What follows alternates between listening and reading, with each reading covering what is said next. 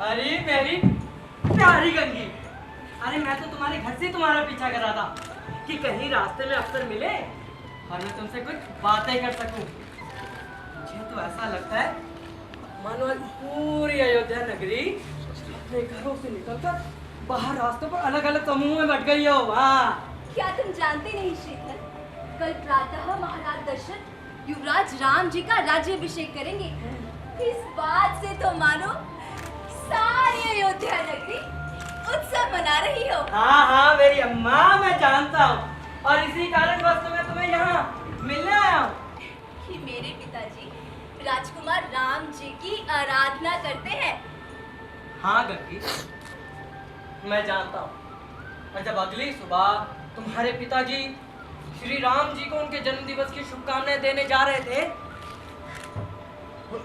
तो मैं उन्हें रास्ते में मिला था। अच्छा? हाँ, तुम्हारे पिताजी बहुत प्रसन्नचित्त थे। फिर क्या, मैंने भी अपना पूरा साहस बटोरा और सीधे जाकर उनसे तुम्हारा हाथ मांग लिया गंगी।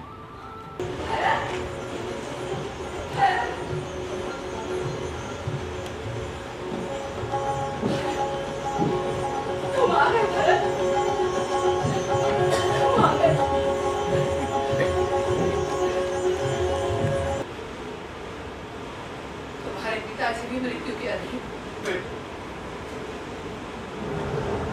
वो हमें सबको छोड़कर चले गए।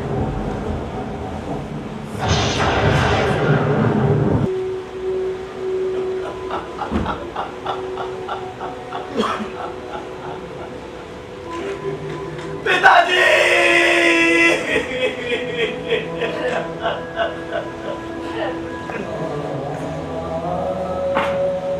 तो भैया राम, जानकी भाभी, लक्ष्मण कहाँ थे माँ?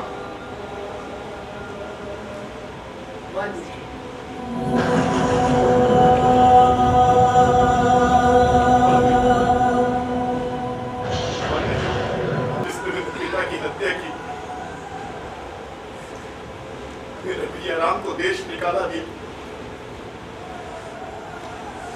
जिस पापी ने मेरे वंश पर ऐसा क्रूर आघात किया, मैं उसे नहीं छोड़ूंगा, मैं उसे जीवित नहीं छोड़ूंगा, मैं उसे नहीं छोड़ूंगा, मैं उसे दंड दूंगा। महाराज से वो दोनों वर मांगते हैं।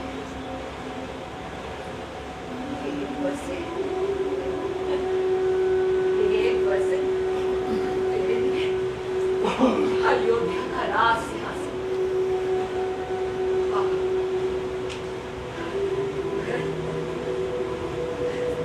अयोध्या का राज सिंहासन।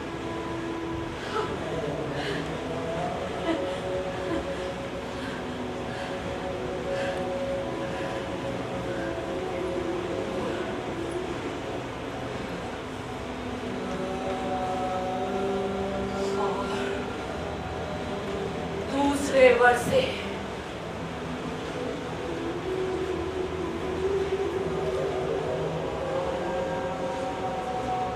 राम को मुनि वेश धारण कर 14 वर्षों का वनवास।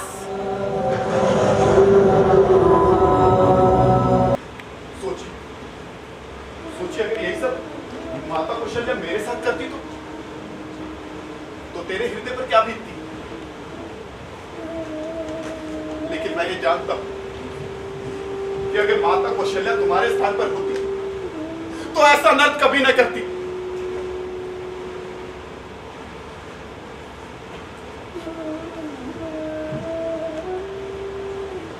उन्हें वन जाते समय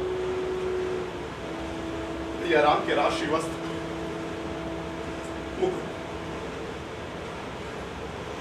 और आभूषण उतराए थे।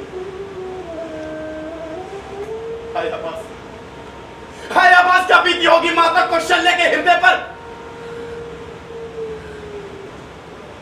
मैं आभास करवाता हूं तुम्हें,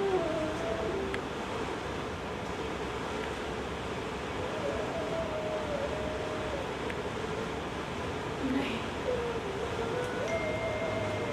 नहीं,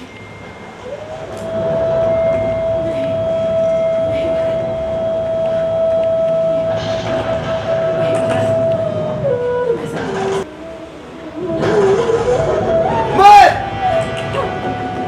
रघुकुल नंदन भरत अयोध्या के राज सिंहासन और अपनी माता कैकेयी का त्याग करता हूँ। नहीं नहीं भरत, नहीं। मैं भी तुम्हें वचन देता हूं कि जिस प्रकार भैया भरत ने भैया राम की चरण पादुकाओं को उनका प्रतिरूप मानकर जीवन निर्वाह करने का निर्णय लिया है, उसी प्रकार मैं भी तुम्हारे इस प्रेम प्रतीक को अपने पास सहेज कर रखूंगा।